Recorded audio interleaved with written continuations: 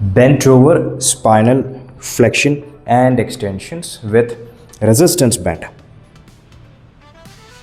Excellent exercise to improve your core stability and to mainly strengthen the spinal erectors, the multifidus and the erector spinae. It also greatly improves the coordination between the core and the lower body.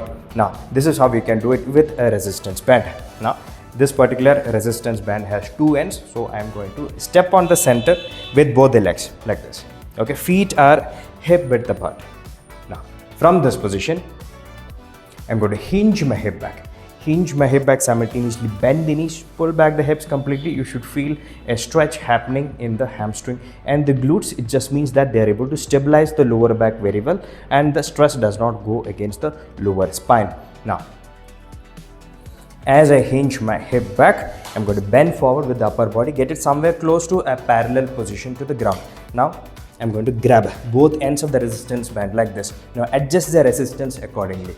Okay, if it is strength that you need to work on, the resistance must be somewhere above 7 and 8 out of a 10 scale. If it is endurance that you need to work on, then it must be somewhere between 5 or 6 or 6 and 7.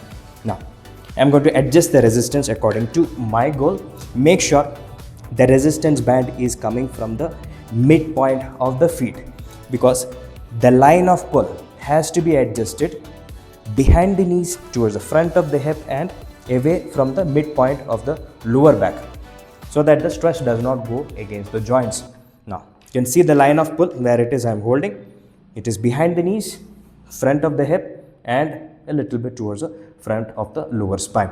Now, from this position, I'm going to completely allow my back to round like this and extend it back to the starting position. That's all. Slow and controlled movements. There is no movement happening in the hip and the knees. Only the spinal erectors are working to allow my spine to round and then to extend it back up to the starting position.